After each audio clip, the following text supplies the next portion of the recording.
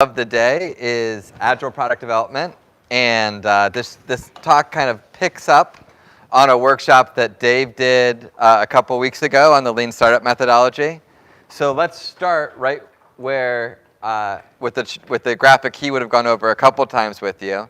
Right, this is, and if you weren't there, this will be kind of quick cover. If you were there, this is quick review. Right, this is the kind of essence of the Lean Startup methodology. Right, you build what Dave would have called an MVP.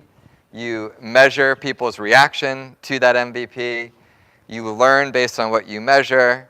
That allows you to update the set of hypotheses you have about your business and pick the next thing you want to build to go through. And the idea basically is you keep going through this iterative build, measure, learn cycle until you get to that magical moment called product market fit, right? Which is you're in a good market with a product that can satisfy the needs of that good market and solves a real problem.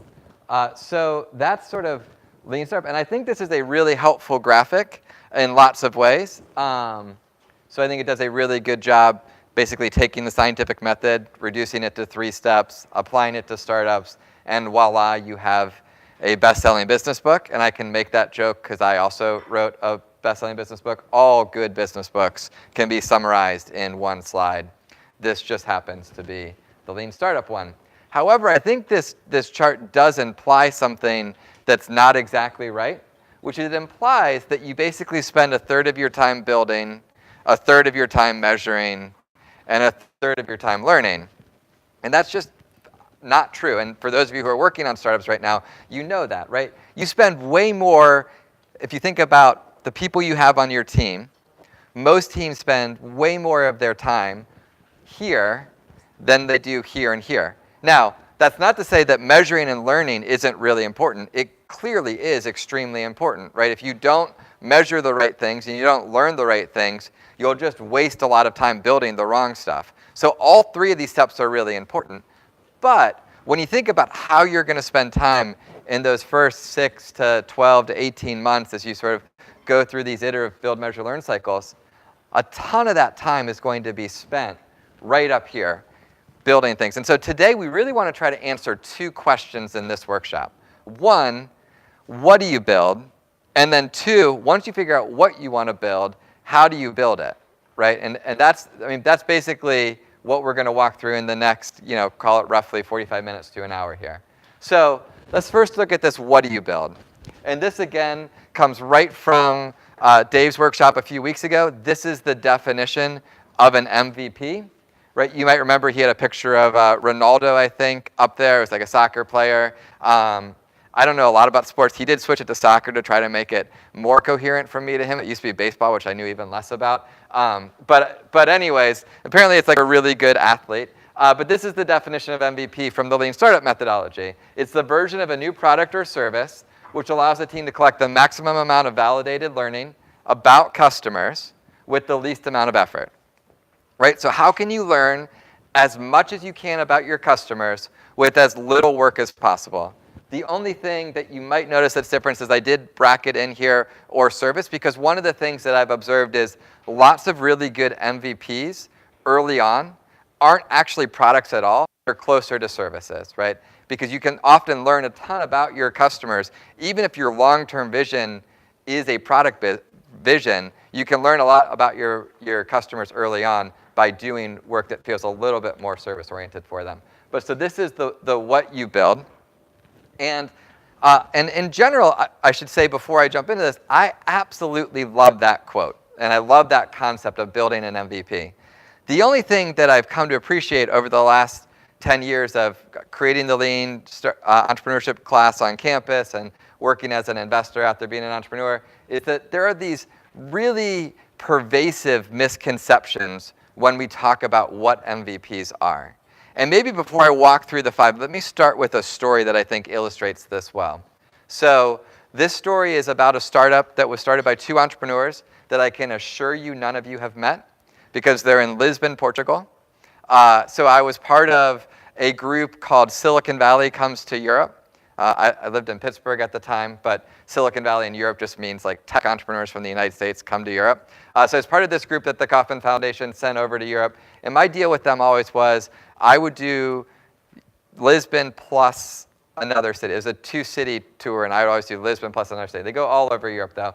So we were in Lisbon one year, and we were doing a bunch of talks like this, but we were also then doing some one-on-one office hour style meetings. So just like you might do with Craig or Will or Rob here, where you sit down and work with them on your idea and get some feedback. I was sitting down with some entrepreneurs for some feedback, and I sat down with these two guys who were they were lean startup fanboys. Like if that's a thing, these guys were the archetype of that thing. They had the book with them. Like they actually literally brought the Lean Startup book with them. The book was highlighted.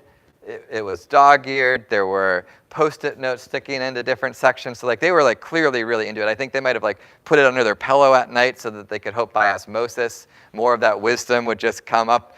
Maybe not that, but it did feel like they were that into it. So we sit down with them, and they said to me, look, we wanted to start a startup to fix marriage. I said, marriage is broken. And I was kind of like, wow, this is going to be a really awkward 30-minute meeting. And so I stopped them thinking okay, let me just try to stop you before you say too much more, because I'm thinking how do I get out of this meeting? How short can I make the 30-minute office hours? So I said, let me just stop you. I'm a huge fan of marriage. My wife's incredible. I love marriage. And they're like, oh, yeah, no. They said, let me clarify. Being married is awesome. Getting married is broken. I was like, oh, yeah, that's kind of interesting. It turns out Dave and I sold our first company together right in the middle of me getting married, so I don't actually know a lot about the process of getting married. I did show up, and that was good. And as I said, I'm a huge fan of it. So I was kind of curious where they were going next. I said, okay, tell me more about it. And it turned out that these guys had both just gotten married to their respective wives at this point, then fiancés, who were also in each other's wedding. They'd sort of watched 2 weddings get planned in parallel. And they said, look, there's a bunch of problems with this process of planning a wedding, but let me tell you one of the big ones. They said one of the big ones is that there are all these conversations that come up that result in frustrating and sort of fights between spouses that are just communication problems. They said, for example, come home after a really long day, and your fiance says, hey, we have a really important thing to decide tonight. And you're tired, but you want to be part of the planning process. So you say okay, tell me what this important thing we need to decide is. And your fiance says, well, we need to decide, are we going to do beige or off-white tissue paper in the wedding invitation? And they said, Sean, the problem with that question is that those are the same colors. But the challenge is if you say I don't care, that causes all kinds of problems. So there's all these sort of communication challenges. And again, this is not me, I don't know much about this, but this is all kind of generally hanging together for me. I said, okay, that's kind of interesting. I said, so what are you going to do? They said, well, we're going to build software to make it easier to plan weddings. And some of you right now are thinking that's a terrible idea. Others are thinking, well, it's a great idea. It doesn't really matter. The point isn't how good the idea is. The point is the next step. So I said to them, and remember, these guys are lean startup fanboys. I say to them, hey, tell me about the MVP that you last built, right? Because that's a really good jumping off point for one of these office hour conversations. So tell me the last MVP that you built. And they said, oh yeah, we built a landing page. And a landing page is a really common MVP technique. We'll talk about it later, but you basically build a single web page. You take targeted online ads and drive people to that page. So in this case, you'd probably go to a platform like Facebook, buy some Facebook ads targeting people who are likely to be getting married soon, send them to a landing page, tell them about your solution, and look how many convert. And what you do is you have actually 2 versions of that page. So you have an A and a B version, and you put slightly different benefit statements in each of those 2 versions, and you look at the conversion rates between the 2. So one might say, stay organized with all the things you need to get done on your wedding. And the other might say, pick the right rehearsal hall for your wedding. And you would see which of these two convert better. And again, if you come back to that definition of MVP, you're trying to learn as much about your customers with as little work as possible, right? You can spin one of these up for not that much money, spend a few $1,000s on online ads, and learn like, hey, which of these two things is more compelling to my audience? Build that first, right? So that's the idea behind a landing page. Very classic technique. We'll talk about it a number of times through this talk. So that all hung together. It's like, okay, cool. I said, well, and I think those were roughly the two ideas that they had tested. And I was genuinely interested, like, well, which of those two converted higher, right? And they said to me, well, actually, nobody signed up. And I was like, huh, that's interesting. I said, well, how much traffic did you send there? And they'd spent thousands of euros and sent thousands of people to this site. And at this point, it's getting a little weird to me because people sign up for things that you would be shocked with these landing page tests. Like, the important thing to test is the relative conversion between the two. But people will kind of sign up for anything. If you don't believe me, when you're done with this talk, go to that spam folder in Gmail and look at all the weird things that you get spam solicitations for. The reason they send those out is because somebody signs up, right? So people sign up for just about anything. So I'm thinking like, there's something weird going on here. And then it hits me like, I bet they forgot to test the submit button, right? Like, man, and now I'm like, this might be more awkward than the marriage is broken conversation. They spent thousands of euros with a form that doesn't actually work. And so I said, well, did you tested it all out? Like, you're sure it works? Oh, yeah, we signed up a number of times. I'm thinking like they didn't. But I'm kind of at a loss for what to do at this point in the meeting. And so I go, well, let's just pull it up and we'll try it. I'm thinking like, I'll fill it out, hit submit. They won't get the email and we'll know like that this is broken. So they're like, sure. So they pull up the page, and literally as soon as they pull up the page, I don't need to test the submit button. Because this is not a landing page. This is more like landing pages, plural. It's 4 pages of black Times New Roman 12-point font on a white background, paragraphs and paragraphs describing what their solution does. And if you're like a glutton for punishment, right? Like, if you decide that you have nothing better to do with your life, it's like, should I watch paint dry or should I read this landing page? And you decide to read the landing page. At the bottom, like circa 1999 web pages, like a nice, remember those like big gray submit buttons? That was the call to action form at the bottom of it.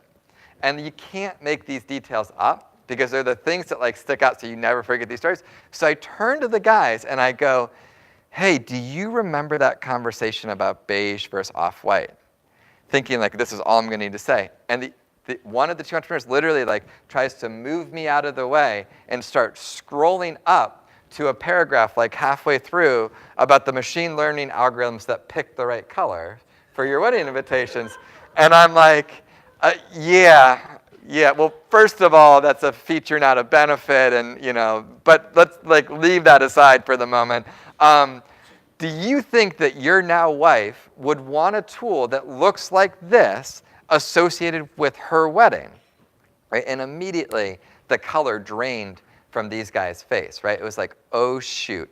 And they made what I think is the first of, and maybe the most common misconception about an MVP, right? Which is that they thought viable meant crappy, right? They hadn't built an MVP, they'd built an MCP, a minimally crappy product. And the problem when you build an MCP is that you don't end up validating anything about your customer's needs. Remember, trying to do as little work as possible to learn as much as we can about customers. But if what you're doing is so ugly and so hard to use, all you're proving is people don't like ugly systems. And it turns out you don't need to spend any money to do that. Like, we all just kind of inherently know that, right? So they'd sort of mistaken this, oh, I need to build something really crappy just to get it out there and learn from it, right? And so from that point forward, I decided we need to come up with a new term for MVP. I actually started talking to Eric and other folks about this. I said, like, MVP it sends people down the wrong path. Maybe because I'm also not a sports person, but I also don't think that acronym actually hangs together for what it is. So while we're doing this, I'll also try to come up with an acronym that works. And so then we started changing the name from MVP to MAP, minimally awesome product and service. And the reason I like that acronym is because it actually, I think, both explains what we're trying to do, which is build as little product functionality or service functionality as possible, but do it in a really awesome way so that we can learn as much as we can about customers, right? But also, the acronym now works because what your MVP is not a destination at all, right? You're not trying to build an MVP. You're not, like, let me frame this as put my VC hat on for a moment. You're not trying to build an MVP with $250,000.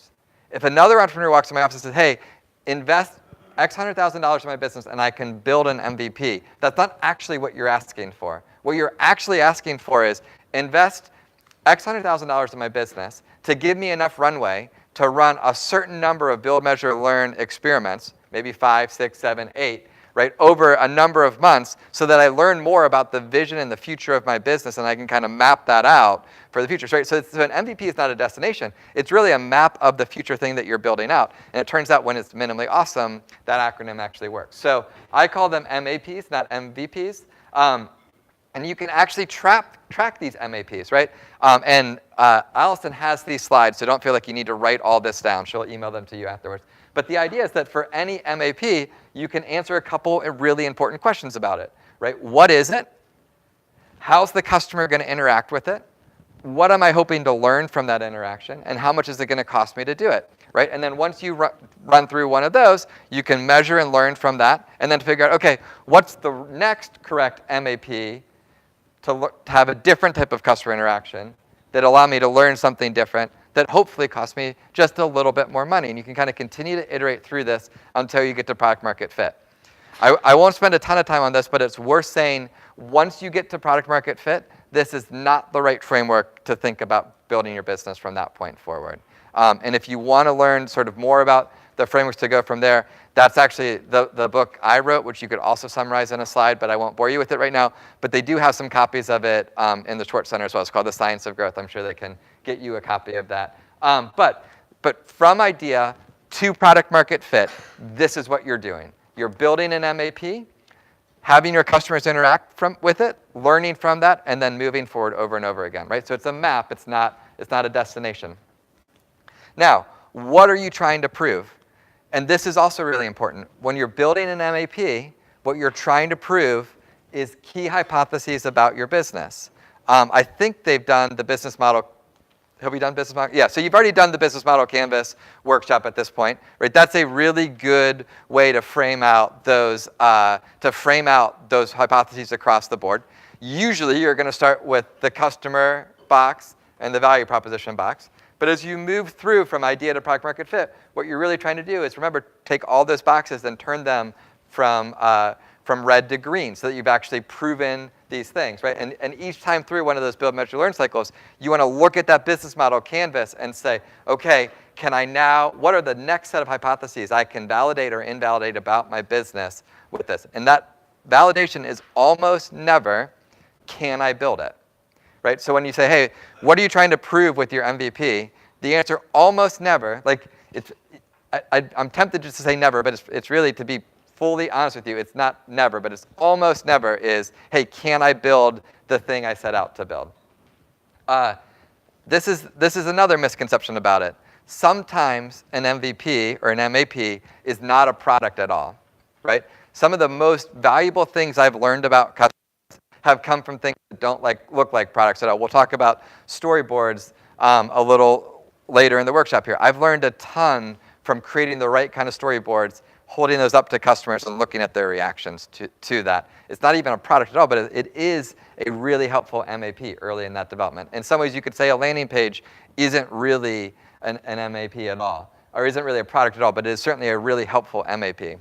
And the last one is, this is one that I usually only talk about when I'm at Carnegie Mellon or other engineering-driven schools like Carnegie Mellon, because we like data here, right? We actually love data here. And mostly that's really good. But the one problem with that love of data is that we really love doing landing pages because they give us a ton of data that we can analyze, right? When you build a landing page and you drive traffic to that, you get thousands of data points that you can like run regressions on, and you can do all kinds of interesting analysis on.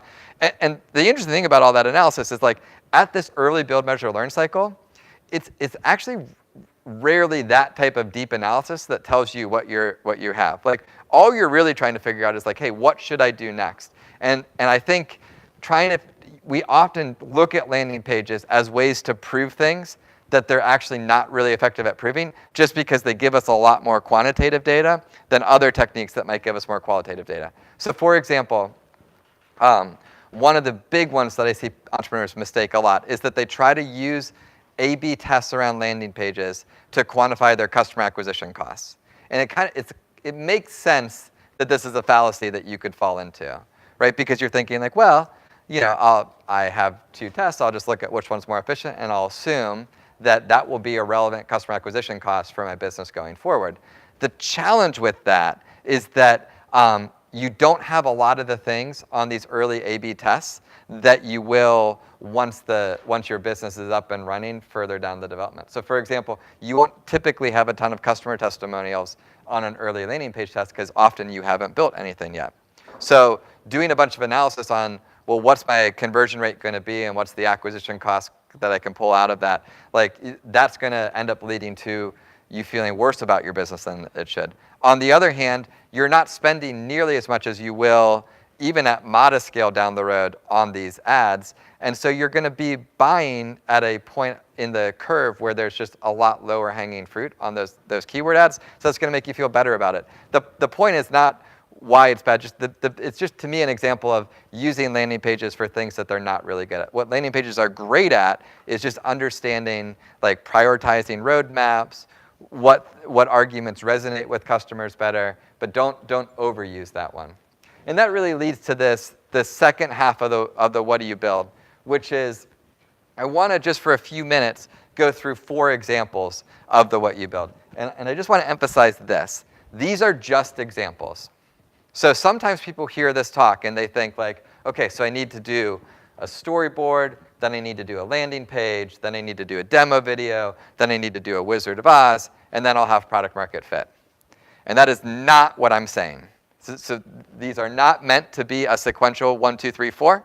It's also not meant that everybody needs to do all 4 of these. These are 4 examples that I'm just trusting that like, hey, if I walk you through these 4 examples and talk a little bit about why they work, you can then look at your own business and say, okay, given I understand this example and why it works, I can say, hey, is a storyboard a good technique or not a good technique for my business? Or maybe you'll say like, hey, none of these are exactly right, but if I combine these 2 together, that could be a really compelling MAP for me. So that's all we're trying to do here. These are not an exhaustive list at all. All right, so storyboards. Storyboards, I think, if landing pages are one of the most overused techniques, and I think there's a lot of value in that, I would say storyboards, in my opinion, are one of the most underused techniques for early MAPs.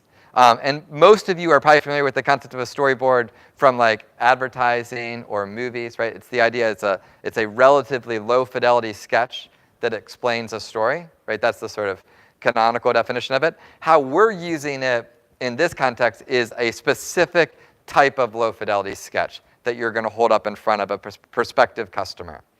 And what you're trying to sketch out specifically is you're trying to show that prospective customer what are they doing right before they use your product or service, and not your current MAP, but your long-term product or service. What are they doing while they use your product or service? And then what are they using right after they're using your product or service? And people often mistake this for like, well, what's the world like before and after? That's not what we're talking about here. We're talking about just a given user right before they pick up your product or service. What are they doing? What are they doing during and after? So let's say, for example, and I hope you don't, and I apologize if I offend any of you, but let's say you have an idea for a application on an iPhone that tints photographs, right? Because you're like, you know what the world needs? One more camera app in the iOS app ecosystem. If that's your idea, talk to me afterwards. We'll come up with another better idea than that. But it's an easy one to illustrate the point here. So the right before that idea, right, you would be looking out at a scenery like this, like looking out at QED and saying, hey, I want to capture this picture, right? And so before it's like, hey, I want to capture this picture. And then the during is like you pull out your phone, you launch your application, you take a picture using that app instead of the camera app, right? And then the after is like maybe that you share that photograph to Instagram. Right? So that's before, during, and after. Obviously, each of your businesses are going to be different, but it's sort of a super simple example, right? And you would just sketch out, low fidelity, a series of tiles with drawings to sort of show somebody doing that. Like, hey, they're seeing a picture, they're taking the picture, they're sharing that photo, right? So before, during, after. And there's 3, in my mind, really big benefits to storyboards. The first one is that it's a mirror, right? So you're actually holding up in front of customers a storyboard and saying, does this look like your view of reality? And that's incredibly valuable because many people are terrible at giving you feedback on your idea. And they're terrible in one very specific way, which is that they misunderstand what nice is to an entrepreneur. See, they think being nice to you is telling you that you have a good idea. So you sit down and you tell them about your idea, and then you're looking for feedback, and they think, man, this is a student from Carnegie Mellon, he or she is really smart, I should probably tell them this is a good idea, right? What they don't understand is that if they think your idea is a bad idea, perversely, the nicest thing they can do for you is tell you that it's a bad idea. But people are just, we're just not wired to do that. And so that becomes challenging because people want to be nice to you when they're talking to them. But there's good news here, which is that even more than people's desire to be nice, most people don't want to lie, especially in America. Like we have the whole sort of Johnny Appleseed story. Like we're just sort of taught this, like, hey, you've got to be honest. You got to be honest with people, which is kind of part of the ethos here. And so when you hold up something in front of them and say, hey, does this look like a reflection of you? Even more than this strong desire to be nice to you is a strong desire to be honest with you. And so they go, not exactly, and it's sort of less this and more that, and it ends up becoming really helpful. The other thing is, because it doesn't look that finished, it ends up actually encouraging people to be more honest with you. So sometimes when you show somebody something that actually looks more polished, looks like you spent a lot of work on it, they feel they feel like a stronger desire to actually tell you what they think you want to hear, which is that it's a good idea, because they don't want to make you feel bad about the work that you've already spent on it. But in this case, right, like when it's like, oh, this is just some rough sketches, they can give you this sort of much more honest feedback.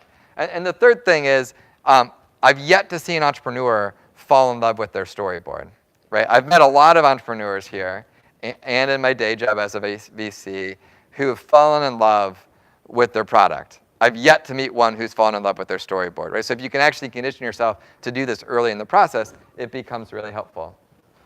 Now, in addition to teaching as adjunct faculty here, I also run our corporate startup lab here at Carnegie Mellon, which is all about how big companies create startups inside themselves. And this is actually a story that came across through that work, and I think is really interesting.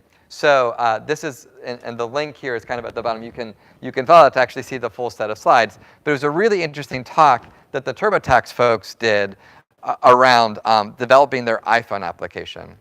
And for background here and context, what had happened was, and this was probably eight-ish years ago now, everybody was trying to figure out their quote-unquote app strategy, right? So like every boardroom in America is saying like, hey, what's our app strategy going to be? And like the Wall Street Journal was writing articles about how like everybody needs to have an app strategy. And when that starts to happen, then like people get nervous and they're like, we need an app strategy. Like we got to get one of those app strategies quickly. Today it wouldn't be app strategy. Today it might be like big data or AI strategy. Like we need an AI strategy. Maybe you do, maybe you don't, but it probably isn't just because it was in the Wall Street Journal today. Anyways, so somebody at TurboTax came in and said, hey, we need an app strategy. And the board member said that to the CEO, who turned to the CTO and was like, hey, what's our app strategy, right? And so they started trying to figure that out.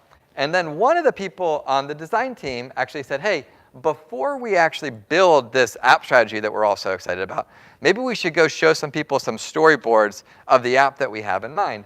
And so they came up with these storyboards that show like the before, like, hey, husband and wife saying like, hey, tonight we should do our taxes. And then the idea is like that the husband then goes to the iTunes store to download TurboTax on the iPhone, which is you're starting to see how crazy this idea really is. Because if doing taxes on your laptop isn't terrible. The only thing that might be more terrible is doing taxes on your iPhone, right? Like, let's shrink the screen, make it harder to key information in. Yeah, because it's so pleasant to fill out your taxes. Anyways, they show people this, and they kind of have them going through the screen doing it. And what they realize when they talk to people is like, hey, a problem for us. We don't think like, hey, I want to do my taxes tonight. Let me go see what's in the App Store to help me do my taxes. And certainly the benefit wasn't like, when you're all done with that, go ahead and fire an email off to, or fire it off to print the taxes from your iPhone, right? But what was interesting is, as they started talking to people about it, though, people did keep coming back to this one thing. It was like, hey, that one thing you mentioned in the middle, though, that was really interesting, which is, it is really a big problem that I have to get documents from, like, paper documents into my computer. And a phone does have a camera, and that part you talked about where people were taking pictures of their W-2 forms and their charitable contribution receipts, like, that seems interesting to me. And so what TurboTax decided to do is they, instead of building a separate iOS app, they said, rather than do it on your laptop or do it on your phone, let's do it together where it's like your phone plus your laptop.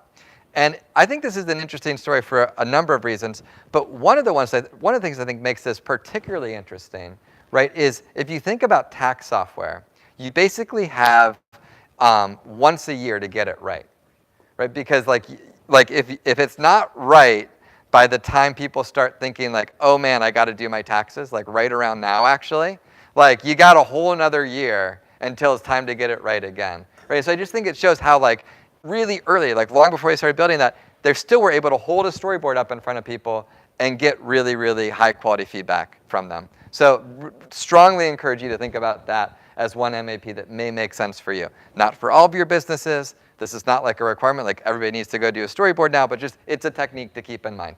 Second one is landing pages. And we've talked about this a couple times already, but I really want to emphasize 6 things that are really important when you think about landing pages.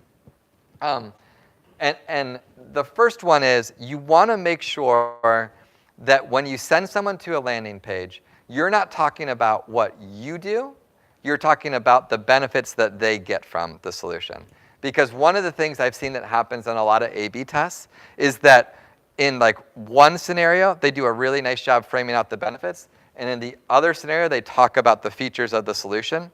And then they end up deciding that like, oh, the first scenario must be more compelling because more people convert, when in fact, the marketing language is just more customer-centric on one than the other. And all they've proven is that, hey, it turns out people like messages that put them at the center of the argument, not the company at the center of the argument, which turns out like you don't need to build a landing page to test that. Marketers have been saying this for like the last 50 years. Clear and concise. Make sure it's short, to the point, and the only thing you should be able to do on that landing page is sign up. This is another big mistake people make. They have that landing page set up, and then they put it on a web template that also has links to a bunch of other places. So you drive traffic to a page that describes what you're doing, and then the customer's like, hey, this is pretty interesting. Let me go look at that person's blog, and then let me go look at the homepage. Let me follow them on Twitter. And next thing you know, they had somebody who actually is really interested in the benefit statement that the startup put in front of them, but they don't actually see that as a conversion because the person got lost on the breadcrumb of other things that they could look at. So the only thing you should be able to do when you get to that page when you're started is hit submit. Yeah. Yeah. So back to your friends in Portugal. Yeah. Those type of things have a certain timeline. Yep. So in the event that you get all this buy-in, you get the sign-up, how do you balance the need for responding quickly and having something for all those people that have signed up and being yes. ready? So this is sort of another version of that. Don't try to track CAC off of this. So don't think about this as a way to get your first few customers. If you happen to get lucky and actually make one of these a customers down the road, think of that as just like a bonus. The only thing you're trying to do with this is figure out which to build next. And so the call to action is actually probably not buy. It's probably something more like sign up for our invitation-only beta or request access to our solution. It's something like that. And you kind of just have to assume that like the cost of doing this is just to deliver the learning.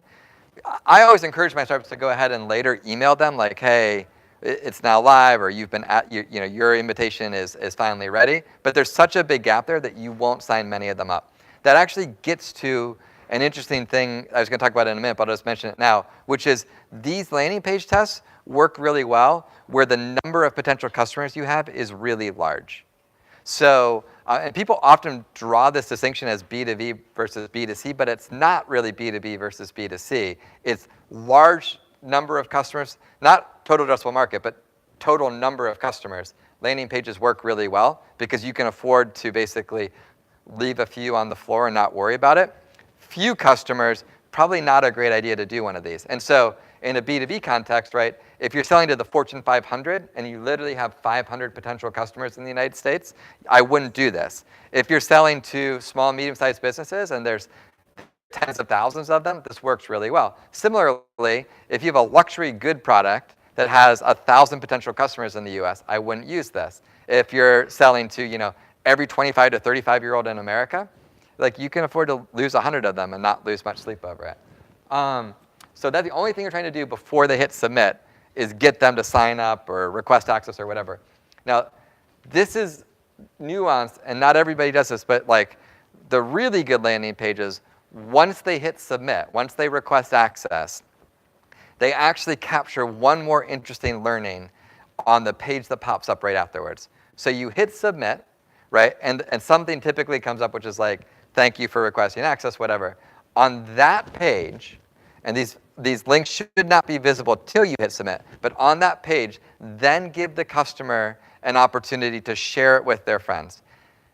And what you want to do is you want to track number of shares, and you also want to make sure that those shares drive back to the same looking landing page. So you want to the same A/B version of the landing page that they shared from. So if like one is stay organized with your to-do list, and B is find the right rehearsal hall, right? You want to make sure that if someone shares off of the rehearsal hall, that their friends also see rehearsal hall when they come through. So there's a share, and that loop feeds back into the same version.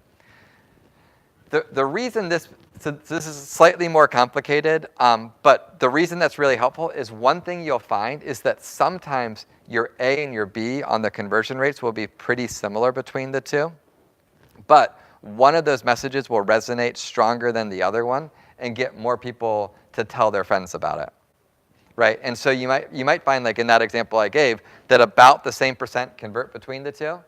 But then when that thank you and share with your friends pops up, that like 4 times as many people share in one of those value propositions than the other. And so that just becomes like an extra signal that you can pay attention to. As I was talking about sort of wiring this up, it actually gets to the next point, which is it's very, very tempting to do these A/B tests hand-coded yourself in like Google Analytics. Because it does seem like the kind of thing that's like, oh, I don't want to pay somebody to do this. But there are a bunch of services that make it really easy for you to do this, to do these A/B tests. And they cost like order of magnitude, like $50 a month.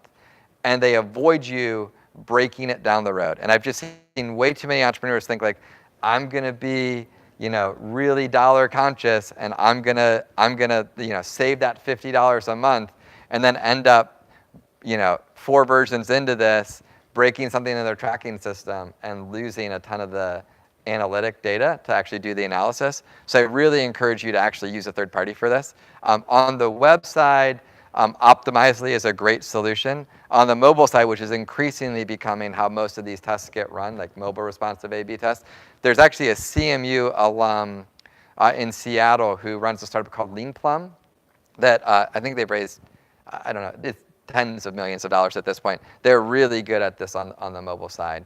And I don't say that just because they're alums. It really is a great solution. But you want to pick some solution that makes it easy to do this measuring, because it's the kind of thing where you are being kind of penny conscious, pound foolish if you go ahead and try to wire it up yourself. The last thing on landing pages is make sure everything is consistent except for what you're testing.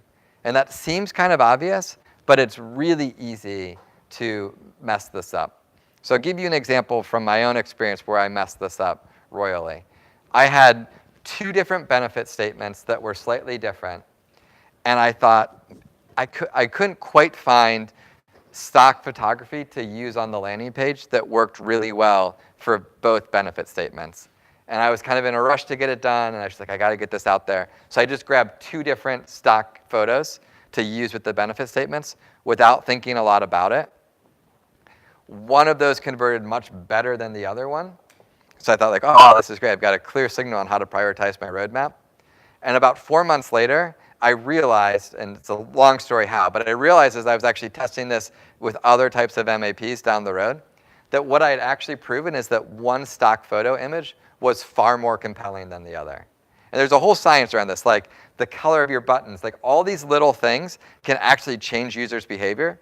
And if you're not careful, like you'll do something that you won't think of as that meaningful that will actually change the results and give you noise instead of signal when you're trying to run these tests. So and stock photos is actually an easy one to overlook, but it's like really common. Like it turns out 2 images on a landing page with the exact same messaging associated with it would often deliver dramatically different results. And by the way, this is another reason why figuring out your customer acquisition costs from these early tests is not great.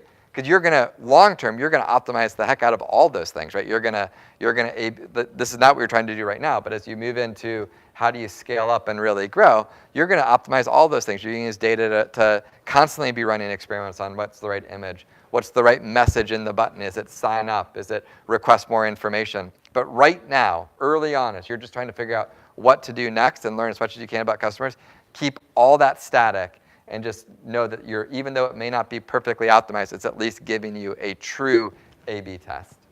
Okay, so that's landing pages. The next one is demo videos.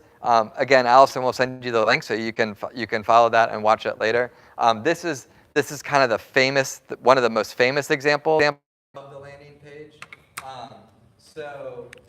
This is from Drew Houston, who started Dropbox. So most of you guys are at least familiar with Dropbox. One of the things that was true early on for Dropbox is Drew would talk to people about what he was doing, and they'd be like, oh yeah, I know tools like that. Like, Yahoo has a system that makes it really easy to share large files, right? But the problem is they were thinking about something really different than what he had in mind, right? And so he created this video, and then you started and stopped the Camtasia recording as he created it to make it really easy to show people how Dropbox was going to work, right? And it really lit people up in terms of now they got it. Now, a couple things on this. People misunderstand what the customer interaction is and what you're measuring with demo videos a lot. So with something like this, you are not tracking the number of people who watch that video versus number of people who sign up. Because there's a ton of reasons why people will watch these videos that there's no signal there. What the actual customer interaction is it's right here. It's this beta@getdropbox.com. So what you're trying to do with the video like this is you're saying, hey, if you'd like early access to my solution, send me an email and tell me how you're going to use the solution.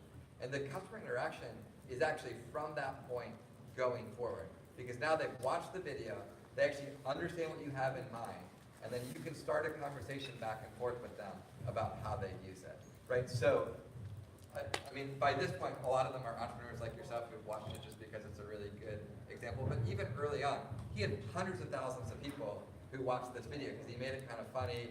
It got on the homepage of Reddit and Dig. It got a bunch of social. That was interesting. What was interesting is he had over 5,000 people, I think in the first couple of weeks of this coming out, sent him emails to beta@getdropbox.com to learn more about what he had in mind, right? And then he was able to have conversations with them about how they use it, what they were looking for, things like that. So you're not tracking conversion rate here.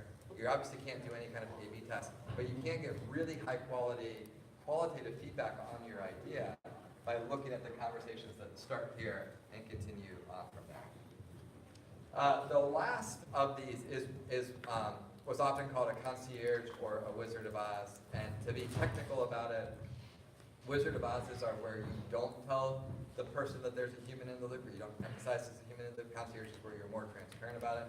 But the idea at a high level is you take something that long-term you're going to automate. So imagine you have this idea to automate how people do blank in their job. But it turns out to build that automation, right, you're going to need to have a bunch of programmers write a bunch of code to automate that, right? And so instead of starting with that being an automated system, you have a controlled, and it's important that this is controlled because it typically will be unprofitable on a per customer basis. But you have a controlled number of customers that you actually manually do the thing. Later, you're going to have systems do. This is really popular as it relates to AI and machine learning startups today, right? Because so many of those startups today are like, take a bunch of inputs, do something magical to them, return something back. And typically that magical thing is something that humans could do, but it's too expensive to have them do, at scale. So, I mean, one of my favorite kind of humorous examples of this is you can think about Uber drivers driving you around as a Wizard of Oz for autonomous vehicles, right? I hopped in an Uber this morning from my office in the Strip District and came over to campus. I was on a conference call when I got in the car. I was still on that conference call when I got out of the car. I literally did not say a word to that driver that entire time. There was a human in the front seat, but it could have been self-driving, and my interaction would have been the exact same thing. Right? I don't actually. Uber's got that's not exactly the only reason Uber's doing that, but it's sort of often a helpful for like, oh yeah, I get that. Or some of you guys might remember early on there was an app called Expensify that Concur ultimately bought, which let you take pictures of your receipts. And people assumed that what was happening is that those receipts were being OCR'd, and then that there was some type of system that was pulling the information out of it. It turns out they were being OCR'd, but for the first number of years, those receipts were going to the Philippines, and people were actually reading the receipts and typing it in. And this was like to pretty decent scale that there was actually a human doing that. And it wasn't that Expensify ever lied, right? They never said, hey, it's a machine learning algorithm processing your receipts. What Expensify said is, we have a proprietary system that allows you to take a picture of your receipt and have the information plugged in automatically. Now, it turned out that proprietary system was 200 people in the Philippines looking at a monitor all day, and people assumed that proprietary system was more like a computer system, but it's a Wizard of Oz, and that one, it turned out the math actually works, so they were able to scale that up quite significantly before they ultimately replaced that with more software. Okay, so those examples are exactly what I just said. They're just examples, but it gives you a sense the kind of things that you might want to build. And we said we want to talk about two things this morning, or this afternoon. So one of them was what do you build? The other part of it was like, how do you build it? And I don't want to spend a ton of time on this, but I do want to hit a couple points. So the answer we would argue for how you build it is that you want to take an agile approach to building it. And I used to just say that and move on, but I realized that like agile as a term has been completely ruined by business people. Right? We use the term agile for fast, right? Like, oh, I want to do an agile blah blah blah. And what we mean by that is like a fast whatever. So I actually mean agile in this case from like the original definition of agile, right? So this literally is everything from here down, the we value to here. This is directly from the Agile Manifesto, right? So it's we value individuals and interactions over processes and tools, working products over documentation, customer collaboration over negotiation, and responding to change over following the plan, right? And if you think about it, and I was actually a graduate student here at CMU when the Agile Manifesto came out, and my research fellowship actually was looking at how software got built. It turns out that like this codification that came up from a bunch of guys at a ski lodge for a couple of weeks talking about what good software looks like was actually pretty transformative to how software got built, right? Because once they had these sort of guiding principles, people came up with lots of really helpful ways to build software that kind of reflected this. And then over the last, that was 2001, so over the last 17 years, we brought that out from just how you build software to just in general how to work on problems that are quickly adaptive in the way that software is, right? And so we're going to argue you should use methodologies that sort of reflect those core principles for the following three reasons. You're going to be wrong way more than you're right? So those hypotheses you have when you go through those build, measure, learn cycles, many times you're going to build something, measure people's reaction to it, learn, and what you're going to learn is, that assumption wasn't quite right. I need to iterate a little bit or pivot my idea just a little bit.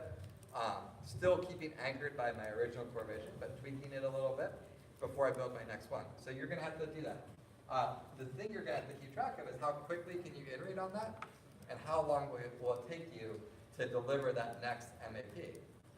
And the reason that's important is because although we like to, as entrepreneurs, talk about build, measure, learn cycles, right? Like how many more build, measure, learn cycles do I have? It turns out that most people think about time in terms of days, weeks, months, not build, measure, learn cycles, right? So me as an investor, I'm going to invest money in your startup to have you do work over the next 9, 12, 18 months, not to have you do 6 build, measure, learn cycles. I may want you to do 6 build, measure, learn cycles, but I'd be just as happy with you doing 5 or 7 if you had the same value at the end of the 18 months, right? And even if you hope to do a startup which never raises capital, which may be the right idea for your startup, you're still going to have customers and stakeholders, like, maybe your husband, who's like, you can work on the startup for another 6 months, but if this doesn't work, like, you need to get a real job at some point, right? And he's going to think about that in terms of months, not 4 more build, measure, learn cycles, or vice. What you get the point. Like, so you want to kind of think through how many of these loops are, but really what you want to figure out is the calendar time. And this comes back to that point that even though we look at build, measure, learn as 3 equal components, in fact, most of the time is going to go to that building time. So it becomes really important to have something that translates that queue of requirements and the speed at which you're knocking them out to a length of time that reflects how the rest of the world thinks about time, which is calendars. And what we found is Scrum, in addition to a bunch of other benefits, Scrum becomes a really helpful way to do that transformation. And although it started as a really helpful way to do that transformation for software projects, it's actually a really helpful way in general to translate this queue of requirements that you need to iterate through on a build, measure, learn cycle into a calendar. And Scrum's really easy if you're not familiar with it. Like you can literally watch a 15-minute video and have the essence of it down. Go to YouTube, search for Scrum in under 10 minutes, and you'll get the essence of it. But the idea is that you have a couple key things in Scrum. You've got what's called a product backlog, which is just the list of things you want to do next. You pull some of this off into what you're going to work on for the next defined unit of time, which is called a sprint. You work on that for often roughly about 30 days. Many startups make these a little shorter than 30 days even, but a defined unit of time. And then every day through those 30 days, you have a daily meeting where you talk about what you've done since the last time you met, what you're going to do before you meet again, and what's getting in the way. All that's pretty straightforward. There's a bunch of tools to help you apply this. I actually recommend just using a spreadsheet, and Google Sheets works really well for this. But the most important thing, and this is how you do that translation from what you need to get done to how long it's going to take you to do it, is you've got to actually do estimates in a very specific way, which is you want to do your estimates always forward-looking. So what I mean by that is, say you're working on a task and you say, this task is going to take me 16 hours, and then you start working on it for the day. And then at the end of the day, you're like, man, this task is a bear. And you're thinking like, I bet I have like 4 days of work left at this point. You don't just go from 16 to 8. You would actually increase your estimate at that point. So it's like from that point looking forward, how much work do I have remaining? And what you do is as a group, every day you update your estimates for the things you're working on. And then every sprint you update the sort of higher level estimates on the product backlog. And what you'll find is over 3 or 4 sprints, your estimates will be wrong, but they'll be consistently wrong. And they'll end up giving you a pretty good sense on the amount of work based on how you estimate that you can chunk off at any point in time. And then you can sum them up day over day, and you can build these charts, which are called Burndown Charts, that actually show, in general, the downward slope. Right? So in this sprint, we would have started with about 420 hours of work. And you can see that each day, this is not just one person, this is a group, each day the amount of work remaining is decreasing slightly. they call this like a sprint burndown chart, but you can end up quickly getting a sense of like, how much work can I burn down in a unit of time? You can see when like, oh man, some number of tasks must be going the wrong way here. I'm kind of burning up instead of burning down. This allows you to sort of make course corrections earlier in the process and figure out quickly like, well, how much work can I reasonably attack in a given 20, 30, whatever number of day unit of time, which helps you do that translation from, I need to do 5 more build, measure, learn cycles to I need 7 more months, right? And then you can ask yourself like, okay, if I do this stuff over the next 7 months, do I feel good about my ability to spend more time on it, raise more money, whatever the case might be? And so this becomes a really helpful wrapper. So if you're doing this sort of build, measure, learn technique, right, you can look at that, you can make the translation, and you can say, okay, is this a good use of my time? Which is, there's a bunch of different ways that you can build things in an agile way, but I think Scrum becomes a really helpful wrapper around all of this. So that's quickly on what you build, how you build it. I actually don't have a clock up here, so I don't know how we're doing on time. How are we doing on time? 4 minutes. I have but 4 you minutes. Can, 4 minutes. So if you you have any can pressing go. questions, we've got 4. We can talk about all kinds of things in the next 4 minutes. I can stick around for a minute or two after as well. Thank you, first of all.